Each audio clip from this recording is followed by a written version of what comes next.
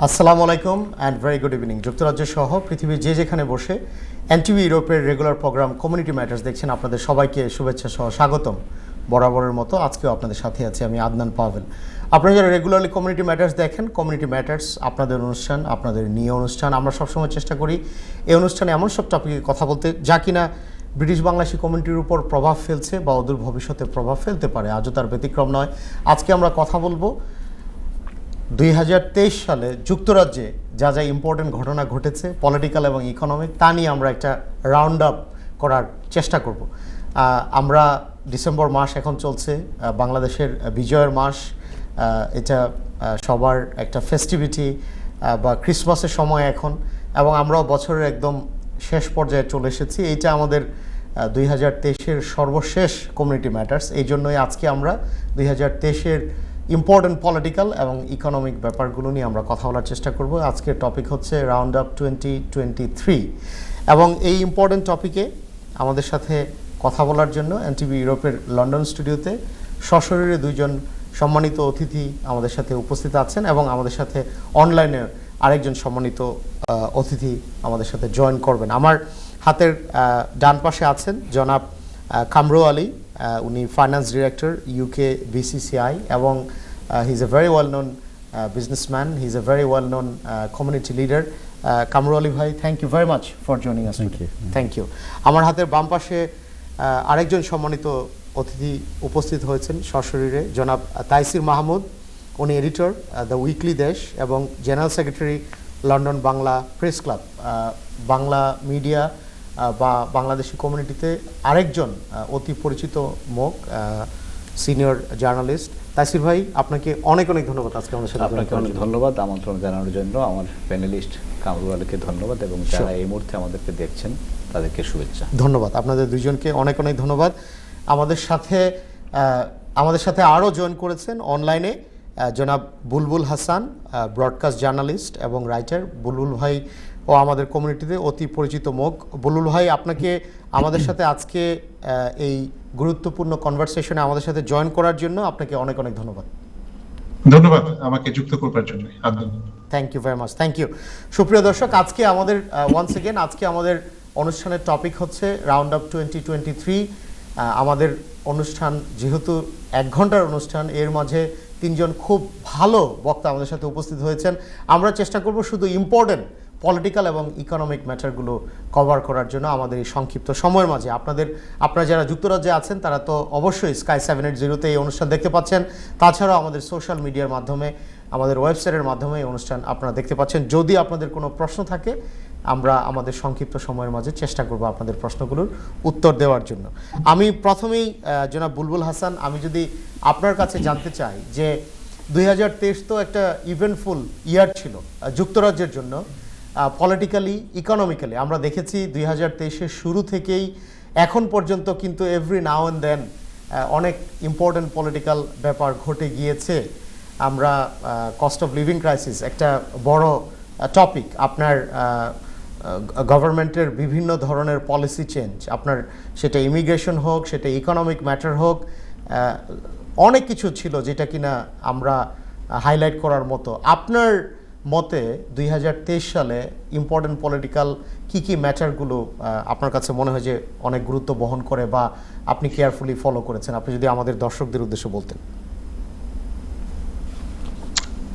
ধন্যবাদ। আমার কাছে যেটা মনে হয়েছে যে বেশ কিছু বিষয় রয়েছে যেটা আলাদা করে আলোচনার দাবি রাখে। সেটা হচ্ছে যে প্রথম কথা হচ্ছে ক্ষমতাসীন দলের যে ইমিগ্রেশন পলিসি, এবং এই যে মিডল ইস্টে বা এই যে গাজার যে যুদ্ধ, সেখানে কনজারভেটিভ পার্টি কিংবা লেবার পার্টির যে অবস্থান, সেই অবস্থান নিয়ে সাধারণ মানুষের যে আকাঙ্ক্ষার যে জায়গাটা, সেটার সঙ্গে যে দূরত্বটা, সেটা বারবার এসছে। কস্ট অফ লিভিং এর কথা আপনি বলেছেন। এখানে ধরেন ইমিগ্রেশনের যে ব্যাপারটি, সেটিকে কন্ট্রোল করা বা অবৈধ অভিবাসন নিয়ে ঋষি সুনাকের যে পলিসি, এই সব কিছুকে ছাপিয়ে আমার কাছে মনে হয় যে প্রত্যেকটা মানুষ যেটি ফিল করেছে যে ইন্টারেস্ট রেট বেড়ে যাওয়া এবং সেটির বিভিন্নমুখী যে প্রভাব রয়েছে আমাদের জীবনযাপনে, সেটি কিন্তু প্রতিদিনকার জীবনে আমাদের অনুভূত হচ্ছে। কাজেই ন্যাশনাল যে ইস্যুগুলো রয়েছে সেগুলো যে সবসময় আপনার জনজীবনকে স্পর্শ করে সেটা আমার কাছে মনে হয় না। আমার কাছে মনে হয় যে প্রত্যেকটি মানুষ জীবনযাপনের জন্য, আমি প্রায়শই এই কথাটা বলে থাকি টকশোতে, যে সারা পৃথিবী যখন কোভিডের যে ধাক্কা, সেই ধাক্কা মোকাবেলা করছেন, এই যে যুদ্ধ, ইউক্রেন যুদ্ধ, সেই যুদ্ধের যে প্রভাব সেটি নিয়ে কথা বলছে। আমাদের ব্রিটেনকে কিন্তু আরেকটি এডিশনাল ঝামেলার মুখোমুখি হতে হয়েছে, এবং সেটির যে লেগেসি অর্থনৈতিকভাবে, রাজনৈতিকভাবে এবং ওভারঅল আমাদের জীবনযাত্রায় সেটির যে প্রভাব, ব্রেক্সিট, এটা আমাদেরকে মোকাবেলা করতে হচ্ছে। অর্থাৎ ত্রিমুখী সমস্যার ভেতরে আমরা রয়েছি। কাজেই আমার কাছে মনে হয়েছে যে 2023 সালে এই বিষয়গুলো ঘুরে ফিরে আমাদের ভেতরে অনুভূত হচ্ছে। এই যে ধরেন ক্রিসমাস চলে এসছে, আমরা ক্রিসমাস উদযাপন করতে যাচ্ছি, কিন্তু সেটির যে ধরনের উচ্ছ্বাস আমি 20 বছর আগে এই দেশে এসে প্রথম যখন দেখেছি, মানুষের ক্যাপাসিটি কমে যাওয়ার কারণে, ক্রয় ক্ষমতা কমে যাওয়ার কারণে নতুন ভাবে কিন্তু এক ধরনের পরিকল্পনা করতে হচ্ছে।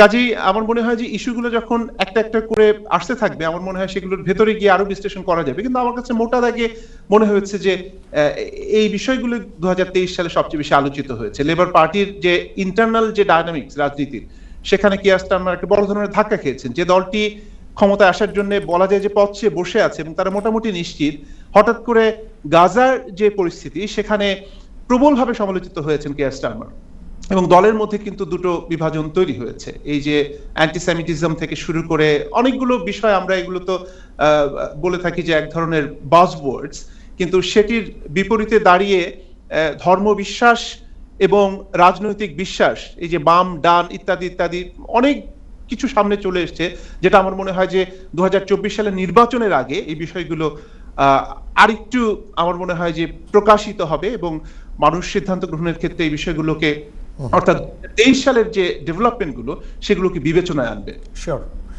বুলবুল ভাই, আপনাকে অনেক অনেক ধন্যবাদ। আপনি বলছিলেন যে এই যে ক্রিসমাসের সময়টাতে আমরা দেখি যে বড় বড় শপিং সেন্টার বা যেসব ইম্পর্টেন্ট লোকেশনগুলোতে মানুষের ভিড় থাকে, এই বছর কিন্তু তুলনামূলকভাবে অনেক কম। এবং এটার একটা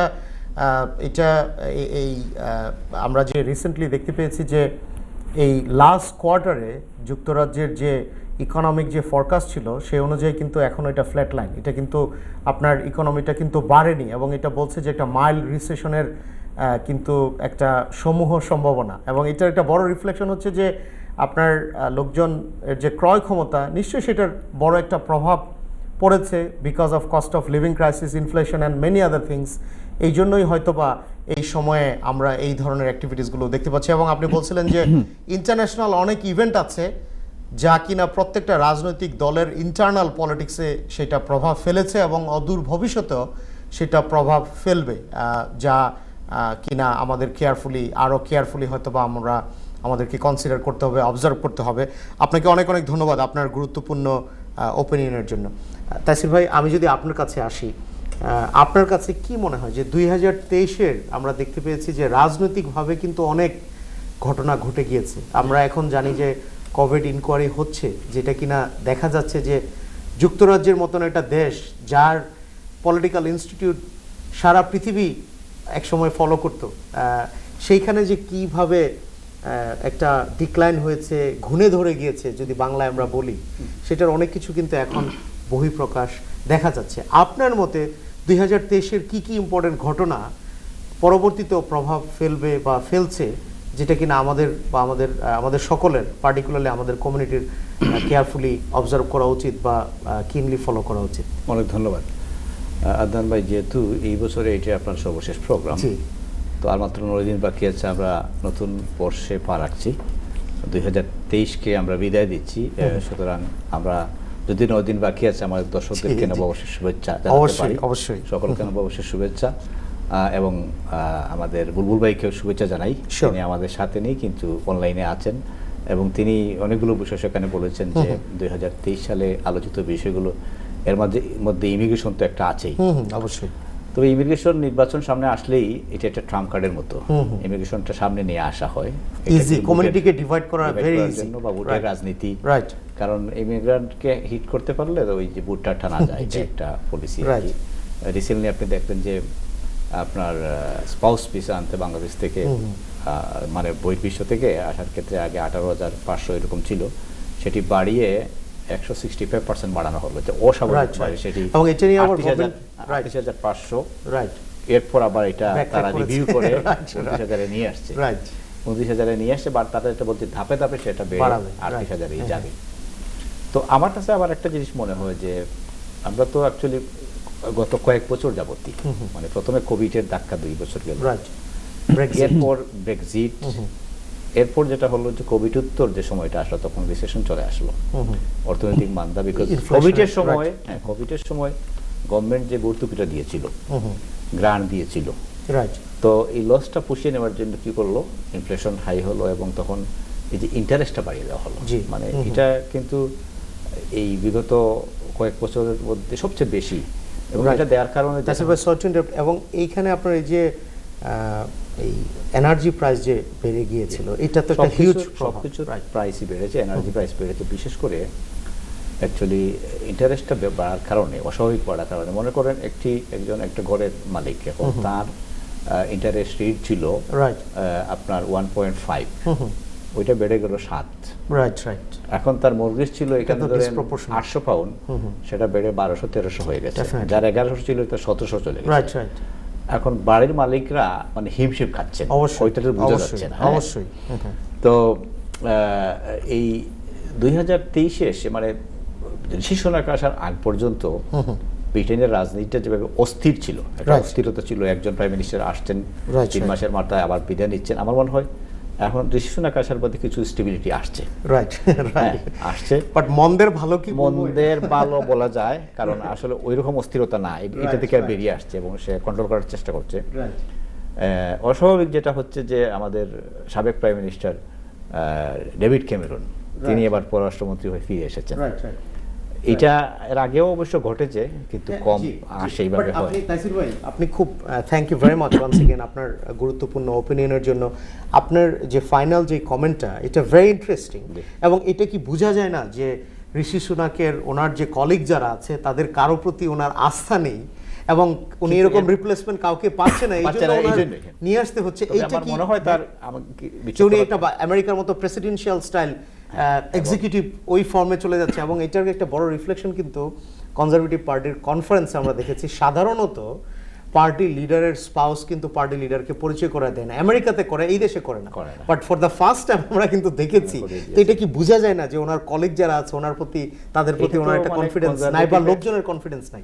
কনজারভেটিভ এটা আপনি দেখে আসছেন আগে থেকেই, মানে প্রাইম মিনিস্টার হওয়ার পরে বা লিডার হওয়ার পর থেকেই দলের মধ্যেই তাকে নামিয়ে দেওয়ার একটা চেষ্টা চলে, এটা অসহযোগিতা বলা যেতে পারে, এটা রাজনীতির জন্য ভালো না। এখন 2023টাও আমরা খুব ভালো যায়নি, বিশেষ করে যে ইনফ্লেশন বাড়ার কারণে। কিন্তু আমি আজকে একটা কমন পিপল যারা they are suffering, middle class they are suffering in silent. ইনফ্লেশনটা এখন কিন্তু নেমে আসতেছে, এবং সুদের হারটা কিছু ইকোনমিস্ট বললেন যে মানে আগামী বছর আরো কমবে, কিন্তু আবার কেউ কেউ বলছেন যে আবার মন্দাও আসতে পারে। কারণ ওই যে আপনার ওভারঅল যে ইকোনমিক গ্রোথ, এটা এখনো ফ্ল্যাট লাইনে আছে, পার্টিকুলারলি লাস্ট কোয়ার্টার যেটা, এবং যেটা বুলবুল ভাই বলছিল যে এই সময়টাতে তো লোকজন শপিং বা একটা থাকে, এই জিনিসটা অনেক কম, মানুষের হাতে তো পয়সা নেই, অফকোর্স, সুতরাং পয়সা না থাকলে শপিং অবশ্যই নিত্য প্রয়োজনীয় যে দ্রব্যগুলোর মূল্য অনেক বেশি, মানে মানুষ ওইগুলো ক্রয়ক্ষমতার বাইরে চলে গেছে, আর শপিং এক্সট্রা করার ক্রিসমাসের সময় অ্যাবসলিউটলি। তাসির ভাই, আপনাকে অনেক অনেক ধন্যবাদ আপনার গুরুত্বপূর্ণ অপিনিয়নের জন্য। জনাব কামরু আলী, কামরু ভাই, if I may call you Kamru ভাই, কামরু ভাই, আমি যদি আপনার কাছে জিজ্ঞেস করি, if I may ask you, particularly the economic situation, politics and economics, they run in parallel, they depend on each other. It is so important that we have stable government, we have stability in politics, so that the economy can run in stability as well.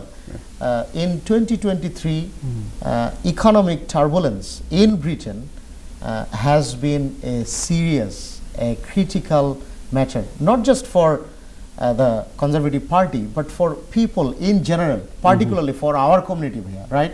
It's just small and medium enterprise, আমাদের তো community mainly depend on that. Energy price বেড়ে গিয়েছে, আপনার cost of living crisis, so on and so forth. To your understanding, what were the important economic events or economic matters in 2023 that will have further long-term impact in near future?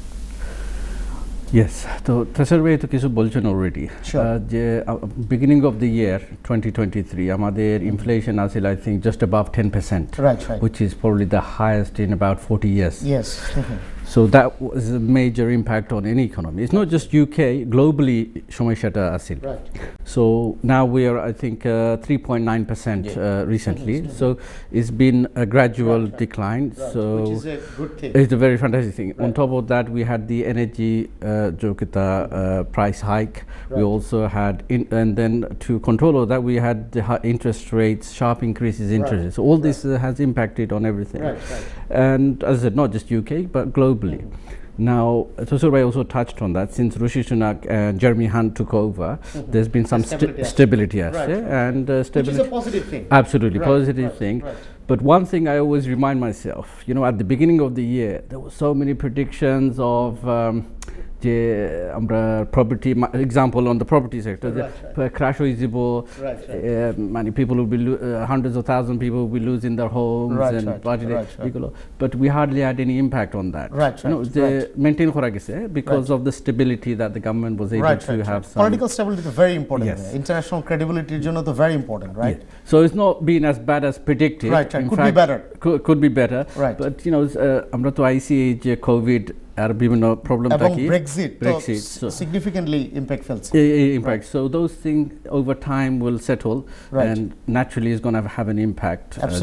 Absolutely. So, but Kamru bhai, thank you very much for your opinion. Thank you for your view on this important matter.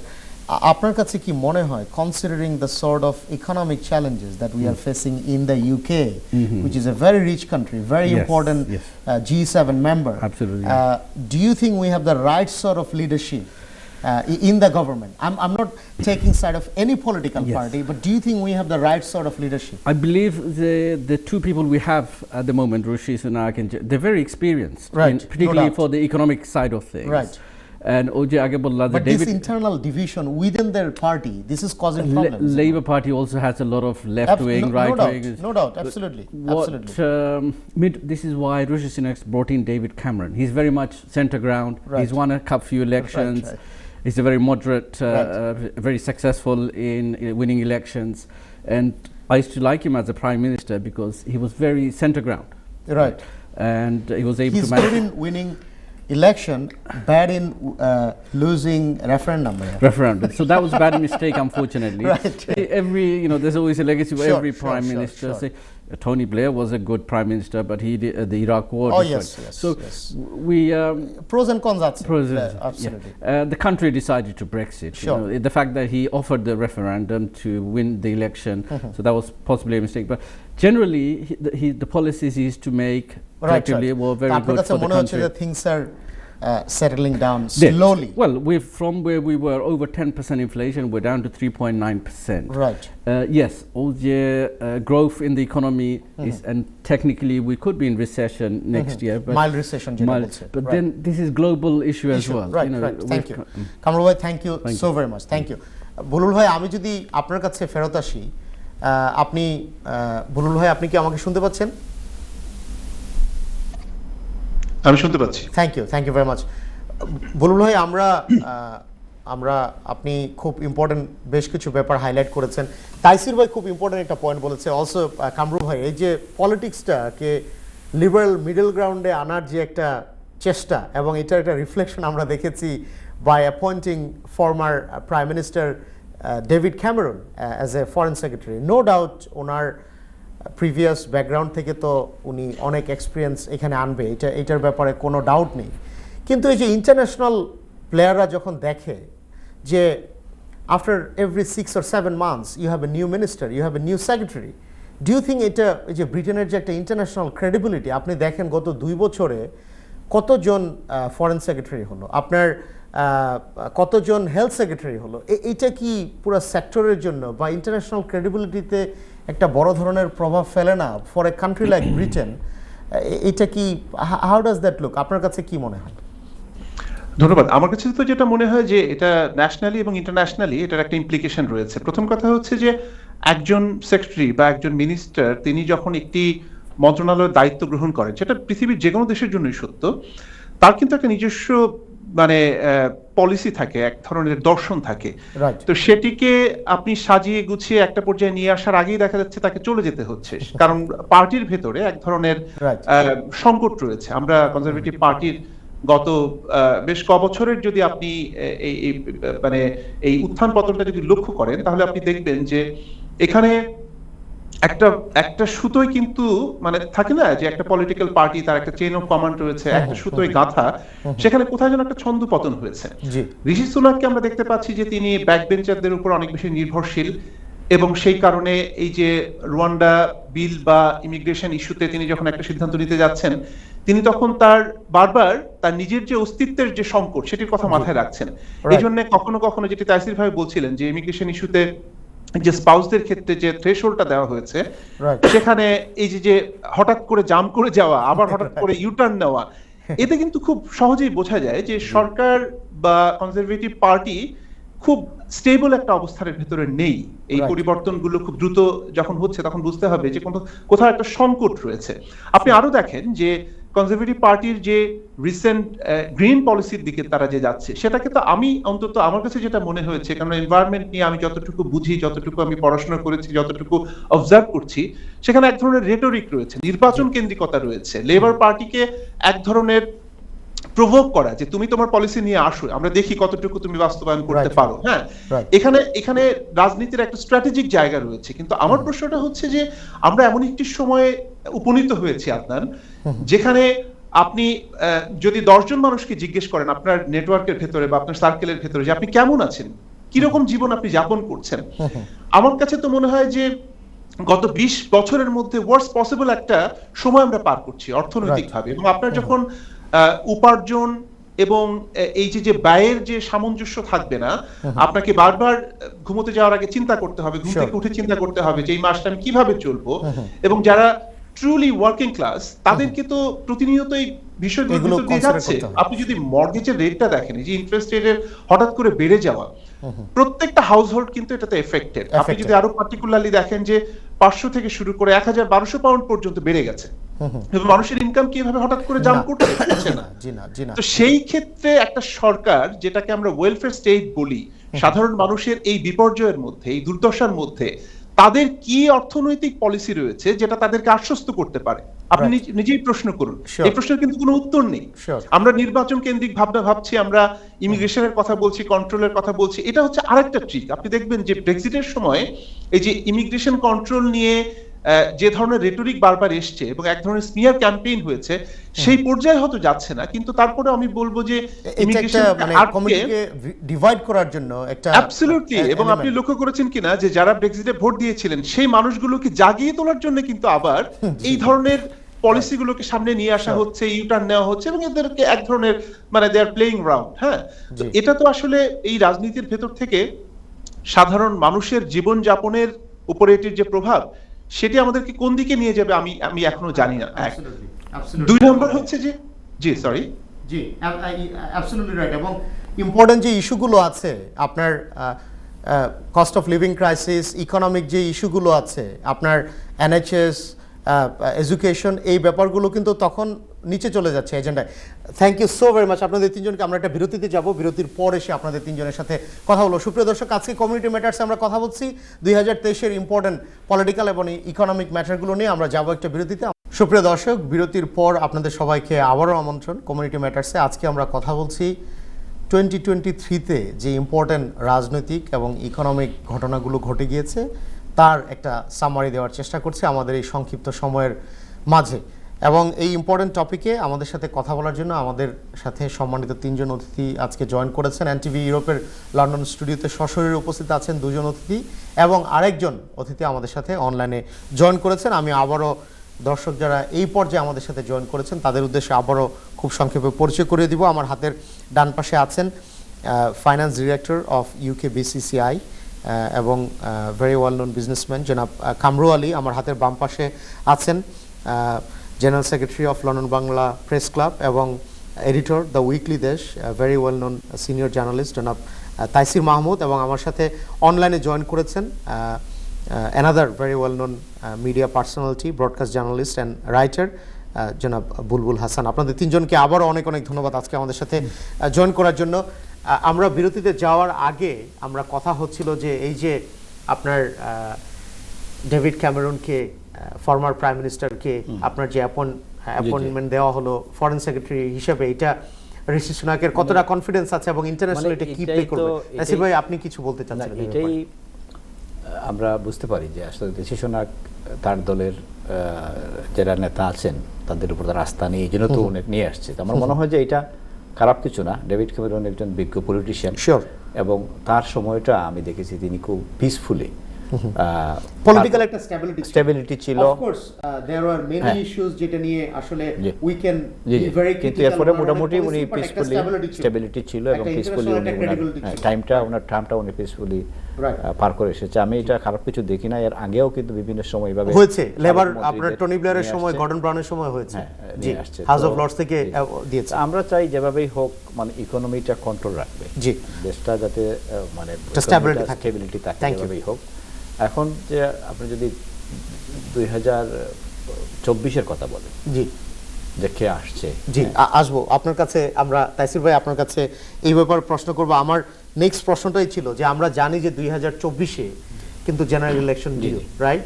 এখন অনেকে বলছে যে earlier election হবে কিনা, but আমরা জানি current government they are quite adamant যে তারা পুরো ফুল টার্ম কমপ্লিট করবে এবং ওনারা 2024-এ ইলেকশন হবে। এবং আমরা দেখছি যে ওপিনিয়ন পোলে কিন্তু লেবার পার্টি অনেক আপনার তারা কোয়াইট অ্যাডভান্স। হাউএভার তাইসির ভাই, এইখানে অনেকেই বলছে যে কিয়ার স্টারমার এবং লেবার পার্টি যত 10 ডাউনিং স্ট্রিটের কাছে যাচ্ছে পলিটিক্যালি, তারা তাদের ভ্যালু এবং তারা তাদের পলিসি থেকে, আগের যে পলিসিগুলো ছিল প্রমিস থেকে তারা এত বেশি দূরে সরে আসতেছে। তো এটা আপনি কি মনে হয়? দূর থেকে দেখতে তো লেবার পার্টির অবস্থান এত স্ট্রং মনে হয় না, রাইট? বুলবুলে যেটা বললো, বিশেষ করে যে এই যে গাজা ইন্টারন্যাশনাল ইস্যু নিয়ে, রাইট, এবং গাজার যে ইস্যু, গাজা যে, রাইট, এটা দে আর ডিভাইডেড।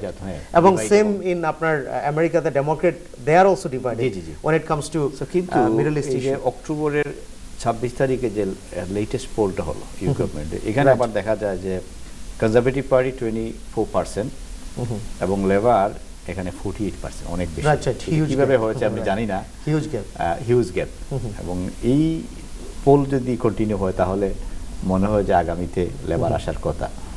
কিন্তু তাইসির ভাই, আমি বলছিলাম যে আপনার এই যে in regards to policy, politics, value, এই যে ফিলসফি, পলিটিক্যাল ফিলসফি, এইটা থেকে কিয়ার স্টারমার এবং ওনার কলিগ যারা আছে আপনার ফ্রন্ট লাইনে, তারা আস্তে আস্তে মানে এখান থেকে সরে আসতেছে, যেটা কিনা when it comes to immigration, education, national health service, economy, অনেক ক্ষেত্রে দেখা যাচ্ছে কিন্তু তারা they are not offering, তারা যেগুলো প্রমিস করে প্রমিসের মধ্যে নেই। ডিফারেন্সও কিন্তু না policy, in terms of policy. এটা আপনি কিভাবে? না, ডিফারেন্ট তেমন কিছু না। পলিসি তো কনজারভেটিভ এর ইমিগ্রেশন পলিসি যেমন, লেবারেরও তেমন, এখানে তেমন কোনো চেঞ্জ না, রাইট?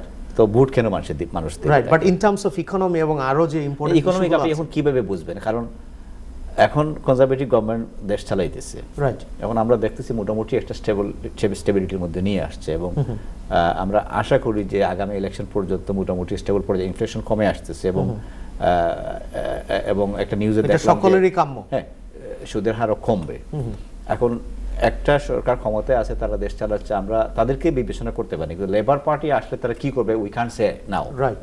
এবং আসলে এখন বলার কোনো সুযোগ নেই যে তারা এসে ভালো কিছু করতে পারবেন, আমার মনে হয় না, রাইট? সুতরাং বাংলাদেশে অনেক সময় দেশের ওভারঅল সিচুয়েশনের কারণে নাকি তাদের পলিসি, পলিটিক্সের কারণে? আমার মনে হয় পলিসির কারণে, তাদের পলিসির কারণে তারা যেটা প্রমিস করে এটা রক্ষা করে না। কিন্তু লেবার বাংলাদেশে হয় কি, এক গভর্নমেন্ট সার্ভ করার পর মানুষ আর ওই গভর্নমেন্টকে দেখতে চায় না, রাইট? অন্য পার্টিকে দেখতে চায়, প্রোটেস্ট ভোটে, রাইট, রাইট। কিন্তু এই দেশে যদি কনজারভেটিভ পার্টি যদি হ্যান্ডেল করতে পারে, ওইটা ইলেকশনে তাদের এফেক্ট হবে না আমি মনে করি না, রাইট?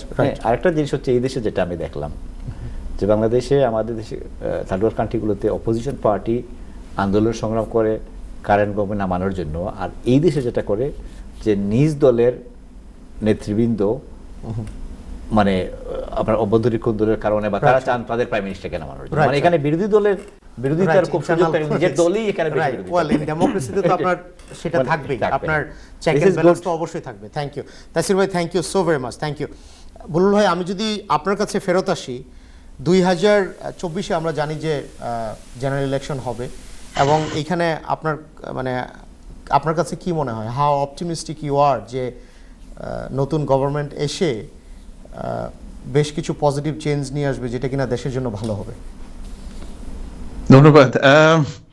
আশাবাদী হতে তো কোনো সমস্যা নেই, কিন্তু আমার কাছে যেটা মনে হয় যে যেহেতু আপনি এক ধরনের রাউন্ড আপ করছিলেন 2023 সালের, সেখানে আমার কাছে যে জিনিসটা সবচেয়ে চোখে লেগেছে সেটা হচ্ছে যে পাবলিক সার্ভিসের যে দুরবস্থা। জি, আমি তো ধরেন এই ইকোনমি নিয়ে ঘন্টার পর ঘন্টা কথা বলতে পারি, কিন্তু একটা দেশ যার ভিত্তি হচ্ছে এই যে বলা হয় যে ওয়েলফেয়ার স্টেট, সেখানে এনএইচএস এর মতো একটা গ্লোরিয়াস প্রতিষ্ঠানকে দিনের পর দিন ধ্বংস করে দেওয়া হয়েছে এবং হচ্ছে। আপনি এখানকার ওয়েটিং টাইম যদি দেখেন, ডাক্তারদেরকে, জুনিয়র ডক্টরদেরকে কিভাবে তাদেরকে রিওয়ার্ড দেওয়া হচ্ছে, আদৌ দেওয়া হচ্ছে কিনা, তাদের হতাশার যে লেভেলটা, আপনি নিজেও মিডিয়ার মানুষ, এখানে তাইসির ভাইও আছেন, আমরা জানি যে এদের সঙ্গে আমাদের ওয়ান টু ওয়ান এক ধরনের ইন্টারাকশন হয়, প্রত্যেকে কিন্তু ভীষণ রকমের হতাশ এবং একটা বিরাট অংশ কিন্তু অস্ট্রেলিয়া, কানাডা এবং আমেরিকাতে চলে গেছেন ডক্টরদের। হ্যাঁ, এটা হচ্ছে আপনার স্বাস্থ্য খাতের কথা বললাম। আপনি যদি দেখেন যে গত 2023 সালে কতগুলো ইন্ডাস্ট্রিয়াল অ্যাকশন হয়েছে, ট্রান্সপোর্ট থেকে শুরু করে বিভিন্ন পাবলিক সার্ভিস যারা প্রোভাইড করে থাকেন তাদের যে সুযোগ সুবিধা, দাবি দাওয়াগুলো রয়েছে, ন্যায্য দাবি দাওয়া, সেগুলোকে অ্যাড্রেস করা হচ্ছে না। তারাও এক ধরনের সংকটের মধ্যে রয়েছেন। মানে আপনার তো একটা রিওয়ার্ড দরকার হবে। আপনি পুলিশ ডিপার্টমেন্টেই থাকেন, আপনি টিএফএল-এই থাকেন, আপনি এনএইচএস-এ থাকেন না কেন, তাদেরকে কিভাবে ম্যানেজ করা হচ্ছে, তাদেরকে যে ব্যবস্থার ভেতর দিয়ে আপনি আশা করছেন যে আমি এতটুকু দিচ্ছি, তার বিনিময়ে তারা জনগণকে এভাবে সার্ভিসটা দেবে, এটা তো হবে না আপনি যদি তাদেরকে প্রপারলি লুক আফটার না করেন। অবশ্যই, হ্যাঁ, তাদের কাছ থেকে সেই সুযোগটা পাবেন না।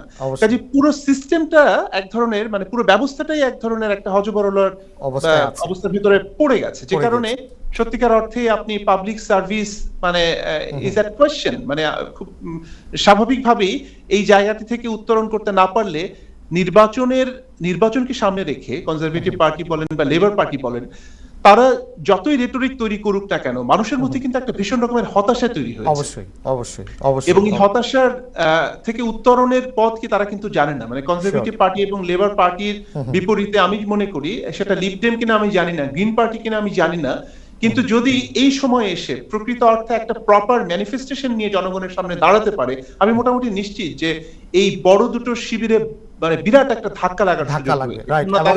দিনের পর দিন কিন্তু মানুষের যে ট্রাস্ট, রাজনীতিবিদদের উপরে যে ট্রাস্ট বা সরকার পরিচালনা যারা থাকেন তাদের উপরে যে ট্রাস্ট, সেই ট্রাস্ট কিন্তু ভঙ্গ করেছেন, বিশ্বাস ভঙ্গ করেছেন। অবশ্যই বুলবুল ভাই, থ্যাংক ইউ ভেরি মাচ। আমি আসবো আপনার কাছে। তাইসির ভাই, থ্যাংক ইউ ভেরি মাচ। বুলবুল ভাই, আপনাকে অনেক ধন্যবাদ। তাইসির ভাই, আমি আপনার কাছে আসবো। আমি একটু কামরু ভাইয়ের কাছে আলাপ করে নেব। কামরু ভাই, আমরা এই যে you rightly highlighted some of the important economic matters that we have faced throughout 2023. Yeah. We know that there will be a general election in 2024, and if we follow the opinion poll, it seems that Labour Party may get in.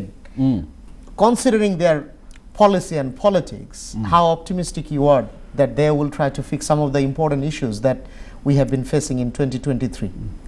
Yes, so Adnan, you're a professor in politics, so you... Shikhok, sure. And so I'm sure you understand the Labour Party at the moment for the last, they haven't offered anything new. Any say, okay, look, how do we deal with immigration? Sure. They're not offering any new policy. Alternative. Right. So whether Conservative or Labour, if there's a changing government, I can't see any significant change in anything. Right. একটা তো vision বা একটা ambition তো মানে because what it is end of the day budget গুলো similar থাকবো, there's not much room for movement for the labor if they're in, so this is in fact Conservative Party is more efficient in running the economy, and this history so this is why I don't believe if Labour get in there's going to be any significant change. Paul bhai একটা কথা কইছো, আমি sorry, said, oh, the government seems not stable because they're jumping from one thing to another on immigration. Yes, I mean, they want immigration for good reasons, economic growth and other things, but then there's serious abuse in this. But government though, when you are right, I understand, I get that, but let's say for example, recent Home Secretary, Suella Braverman, she is saying that immigration is out of control, but she was in charge of that. Bhaiya. That's correct. So this is the point I was making. Right. If you say, for instance, students, অনেক সিটিগুলো UK চলে student small city যেগুলো yeah, আছে, foreign right, students, they rely on this, the universities, the towns. But what there happens, is many benefit to immigration, no doubt at all. if you look at the statistics, there's more dependents coming with the students than the actual But students. এটা তো গভর্নমেন্টই ইয়ে করেছে ভাইয়া। Yes, so they Right? have to take action to rectify this. Right. But So আপনি, I completely understand, I completely appreciate what you are saying, but once again, the point that I am little bit critical is about long-term vision, long-term plan. Bhaiya. Other countries, many other countries, they want to learn from Britain when it comes to government politics. So most European countries have had difficulties in the last No few doubt, years, no doubt. because of the issues we've had. Absolutely. And now we have the war in Palestine East, and absolutely, the Ukraine war. Right. So Iraq, they Afghanistan, এটা তো international responsibility তো আছে. So There is that's no- having an right. impact on the cost of living and everything. So, but as we all agreed, it's a lot more stable now than we were at the beginning of Sure, 2000. sure. And in 2024, I don't believe there's going to be much change. Even if there's a change of government, Right. there's not going to be immediate change because the budget and everything else is going to be pretty much the same. Absolutely. Kamru ভাই, আমি আপনাকে যদি আরেকটা further follow up প্রশ্ন করি, সেটা হচ্ছে যে many, particularly people those who follow politics very keenly and people those who are very keen and interested about political philosophy, they think that current leadership in Labour Party, they are actually drifting away from their philosophy. The more they are, the Absolutely. closer they are going to 10 Downing Street, far away they are going from their policy. এটার ব্যাপারে আপনি কি মনে Absolutely. করেন? One thing I'm very disappointed with the Labour Party, that a Palestinian situation, they seem to be on the completely wrong side of history on this, and that's very disappointing to see. Right. And But এটা তো conservative পার্টিও তো no, sure. But for Labour to also Right, be right. supporting that, that's মানে yeah. তাদের এটা philosophical একটা কম্প্রোমাইজের মতন মনে হয়। Yeah. Right. So, and then there's not going to be much more money for them to spend on NHS or the public services, because if they start increasing taxes, there's going to be impact on Right. middle class families Sure. or businesses, and we'll all be impacted. Sure. Kamru bhai, thank you very much for your very important input. তাসির ভাই, আপনি add করতে চাচ্ছিলেন? মাই Apology, আপনি জি মানে ভবিষ্যতে add করবে public service নিয়ে কথা বলছিলেন। জি মূলত তো এনএইচএসটা হচ্ছে আমাদের অবশ্যই নিত্য প্রয়োজনীয় একটি খাত। এখানে আপনি ঘুম থেকে ওঠার পর আপনার অসুস্থ হলে আপনি অবশ্যই এই জিপিতে ফোন দিবেন। তো জিপির অবস্থা হচ্ছে তারা শুধু জিপি ডাক্তার কাউন্ট করেন আজকে কতজন মানুষ উনি অ্যাপয়েন্টমেন্ট দিয়েছে, কতজনকে দেখাচ্ছে, রাইট। কিন্তু প্রকৃত অর্থে ওনার সমস্যা কি ওইদিকে ফোকাস না, ফোকাসটা হচ্ছে আজকে কতজন দেখলাম। কারণ আপনি একটা টাইম লিমিট আছে আপনার টাইম লিমিট আছে 5 মিনিট বা 6 মিনিট। ওই মিনিটের ভিতরে আপনি বলবেন, উনি লিখবে, টাইমটা শেষ হয়ে গেলে আর আপনার কথাও শুনবে না। আসলে বাংলাদেশের সরকারি হাসপাতালের চেয়েও মানে অনেক ক্ষেত্রে না। তাসির ভাই, আপনি মানে আপনার এবং হসপিটালে তো অ্যাপয়েন্টমেন্ট পাওয়া যাচ্ছে না, Right, কারণ এই যে আপনার public service overall, ফান্ডিং নেই, রাইট, ডাক্তাররা পাবলিক চলে সার্ভিস যাচ্ছে। ওভারঅল ক্রাম্বলিং। এবং আমরা দেখতে পাচ্ছি যে গভর্নমেন্ট কিন্তু ন্যাশনাল হেলথ সার্ভিসের বাজেট বাড়িয়েছে, হাউএভার ওই যে আপনার সময়ের সাথে যেরকম বাড়া উচিত ওই অনেক সময় প্রপোর্শনেট হয়নি। এবং বুলুল ভাই যেটা বললো, পার্টিকুলারলি আপনার জুনিয়র ডক্টর, নার্স যারা আছে, এরা কিন্তু ওভারঅল যে তাদের বেতন ভাতা নিয়ে কোয়াইট ডিসঅ্যাপয়েন্টেড। এবং আমরা দেখেছি অনেক সিনিয়র ডাক্তাররা কিন্তু এইখান থেকে অন্য দেশে চলে যাচ্ছে, কারণ এখানে ফ্যাসিলিটি বেটার, আপনার লিভিং স্ট্যান্ডার্ড, কাজের পরিবেশ সবকিছু ভালো। ওভারঅল পাবলিক সার্ভিস যে ক্রাম্বলিং যে সিচুয়েশন, নতুন গভর্নমেন্টের বা আগামী বছর গভর্নমেন্টের কি করা উচিত আপনার কাছে কি মনে হয়? যে কমরু ভাই যেটা বললেন যে লেবার পার্টি তো এমন কোনো কিছু দিতে পারেনি, মানে দেখাতে পারেনি, বা এমন কোনো অল্টারনেটিভ যেটা আসলে জেরমি করবিনের সময় উনি ওনার ইলেকশনের আগে উনি কিছু ম্যানিফেস্টো দিয়েছিল, এবং সেখানে উনি এনএইচএস কে ঢেলে সাজানোর কথা বলেছিল, ইমিগ্রেশনের কথা বলেছিল, অনেকগুলো বিষয় উনি নিয়ে এসেছিল। এরপর তো উনি চলে গেল, কিন্তু আমরা কেয়ার স্টারমারের কাছ থেকে কিছু দেখিনি এবং শুনিও নাই। সুতরাং আশাবাদী হওয়ার মানে আশাবাদী তো হতে হয়, কিন্তু লেবার এলে কি করবে, মানে আমরা এই পরিস্থিতিতে কিভাবে উত্তরণ ঘটবে। তাসির ভাই, থ্যাংক ইউ ভেরি মাচ। এবং আমি এটাও মনে করি যে আপনার প্রমিস তো অনেক কিছু করা যায়, বাট আমরা জানি জেরমি করবেন অনেক কিছু প্রমিস করেছে, বাট ওই অনুযায়ী তো আপনার টাকাও থাকতে হবে। মানি যদি না থাকে তাহলে তো আপনি you can promise many things but you won't be able to implement that but I understand যে একটা ভিশন উনি তো একটা ইলেকশনের আগে তো উনি একটি ম্যানিফেস্টো দিয়েছিল শিওর শিওর শিওর শিওর এটা কোনো কিছু দিচ্ছেনই না thank you very much thank you Bulbul ভাই আমি আপনার কাছে আসবো আপনার কাছে আসার আগে আমি কামরু ভাইয়ের কাছে আবার আরেকটা প্রশ্ন করছি কামরু ভাই small and medium enterprise very very important for Bangladeshi community আমরা জানি যে small and medium enterprise has been suffering in 2023 due to various reasons particularly because of the rise of energy price we know government has initiated many initiatives to help that sector. What else the government can do in order to support small and medium enterprise? So, anyway, government spent record amount of money during COVID. Furlough, bounce back loans, বিভিন্ন ধরনের grants, and then now they still continuing with various ওই আপনার business rates so support করে বিভিন্ন ধরনের grant আছে আপনার cheap loans আছে আপনার এই যে tax breaks দিছে there's grants on research and development right so they are continuing to help and the biggest expense is obviously been the grant for the energy cap that's cost them a lot of money and they were able to do that because there was some good years in the past so this is one of the reasons but what else they can do to support what else can they do? So I think the election year there's always more tax breaks, there's more incentives to try and win. So there will be a lot more new things coming up in the next budget. We hope that will benefit our community. Absolutely, the tax breaks particularly, and there could be there's talk of the inheritance tax that will hugely help our community. It could be completely eliminated. That's what we're hearing. Thank you very much. Thank you. বুলবুল ভাই আমি আপনার কাছে যদি ফেরত আসি আপনি আমাদের কনভারসেশনের শুরুতে আপনি বলছিলেন যে ইন্টারন্যাশনাল ম্যাটারগুলোতে যুক্তরাজ্যের পলিটিক্সে কিন্তু প্রত্যেকটা রাজনৈতিক দলেই আপনার এটার একটা ইম্প্যাক্ট আছে এটা নো ডাউট যুক্তরাজ্য সিকিউরিটি কাউন্সিলের permanent member important international issue সেটা ক্লাইমেট চেঞ্জ হোক আপনার ইন্টারন্যাশনাল স্টেবিলিটি সিকিউরিটি পিস এইসবের ব্যাপারে তো যুক্তরাজ্যের লিডারশিপের একটা গুরুত্ব বহন করে দ্যার ইজ নো ডাউট আমরা জানি আমেরিকা ন্যাটো অ্যান্ড এইগুলো ইন্টারন্যাশনাল অনেক ফোরাম আছে যাদের অনেক গুরুত্ব বহন করে also at the same time যুক্তরাজ্যের সেই ক্ষেত্রে যুক্তরাজ্য ইম্পর্টেন্ট ইন্টারন্যাশনাল গ্লোবাল ইস্যুগুলোতে কী ধরনের ভূমিকা পালন করতে পারে বা করা উচিত বলে আপনি মনে করেন আমার সময় খুবই সংক্ষিপ্ত আপনি যদি একটু বলেন আমাদের দর্শকদের আমি খুব অল্প কথাই বলি সেটা হচ্ছে আমার কাছে মনে হয় যে ডিপ্লোমেসি বা রাষ্ট্র পরিচালনা দুটোই কিন্তু খুবই ক্রিয়েটিভ একটি কাজ হ্যাঁ ক্রিয়েটিভিটি কেন বলছি যে ধরেন এখন তো আপনাকে প্রায়োরিটি সেট করতে হবে আপনি তৃতীয় বিশ্বের দেশগুলোতে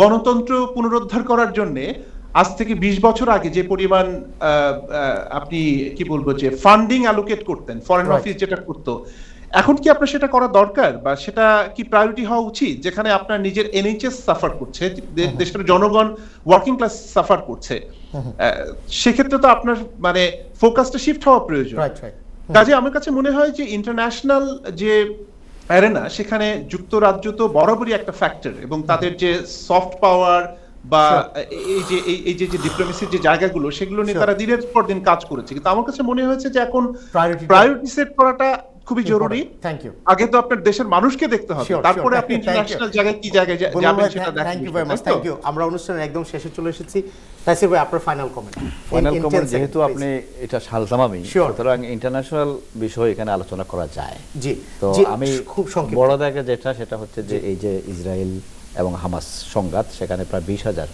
এর বেশি মানুষ মারা গেছে 50,000 ইনজুরি জি যুক্তরাজ্যের জি হ্যাঁ মানে সেখানে এবং বাইডেনের জি সময় খুবই সব মিলিয়ে হ্যাঁ এজন্য আজকের এই অনুষ্ঠান থেকে আমরা দুঃখ প্রকাশ করি এবং আমরা আশা করব যে ইন্টারন্যাশনাল কমিউনিটি সোচ্চার হবে এবং thank you very much thank you very much Kamru ভাই your final comment in 10 second I pray for the people of Palestine, for peace in Palestine, and I wish everybody happy holidays and incredible to 2024. Thank you very much. Bulbul bhai, আপনার final comment. বুলবুল ভাই আপনার final comment. হ্যাঁ, final comment বলতে আমি আশা করি যে 2024-এ গণমুখী কিছু নীতি নিয়ে ম্যানিফেস্টেশন নিয়ে রাজনৈতিক দলগুলো সবার সামনে আসবে এবং সবাইকে নতুন বছরের শুভেচ্ছা। Thank you very much, thank you. আপনাদের তিনজনকে অনেক অনেক ধন্যবাদ। সুপ্রিয় দর্শক, আপনারা যে যেখান থেকে আজকের অনুষ্ঠান দেখছিলেন আপনাদেরকে অনেক অনেক ধন্যবাদ। 2023-এর অনেক ইম্পর্টেন্ট ঘটনা ঘটে গিয়েছে, সকলগুলো কভার করা আমাদের এই সংক্ষিপ্ত সময়ের মাঝে সম্ভব না। তারপরে আমরা চেষ্টা করেছি, আপনারা যেই যেখানেই থাকুন ভালো থাকুন, সুস্থ থাকুন। 2023-এর এটা আমাদের এটা লাস্ট কমিউনিটি ম্যাটার্স। তো so thank you very much once again for watching NTV, thank you very much for watching community matters. 2024-এ আপনাদের সকলের জন্য যেন ভালো সময় কাটে, যুক্তরাজ্যের জন্য যেন একটা ভালো সময় কাটে, সারা ওয়ার্ল্ডের জন্য যেন একটা ভালো সময় কাটে, আমরা সেই আশাই করব। সকলকে নববর্ষের অগ্রিম শুভেচ্ছা, ক্রিসমাসের অগ্রিম শুভেচ্ছা। আপনারা যে যেখানেই থাকেন ভালো থাকেন, সুস্থ থাকেন, সেইটাই আমরা আশা করব। এবং also the same time particularly আমাদের কমিউনিটির জন্য ইম্পর্টেন্ট হচ্ছে যে এই যে ইম্পর্টেন্ট ইস্যুগুলো ঘটে যাচ্ছে, আমরা যেহেতু যুক্তরাজ্যে আছি, সেটা পলিটিক্যাল হোক, ইকোনমিক হোক, যেটা আমাদের জন্য গুরুত্বপূর্ণ, সেই সব ব্যাপারে আপনারা সবসময় খেয়াল করার চেষ্টা করবেন, আপনারা সেই সব ব্যাপারগুলো জানার চেষ্টা করবেন। আপনারা ভালো থাকবেন, সুস্থ থাকবেন। Thank you and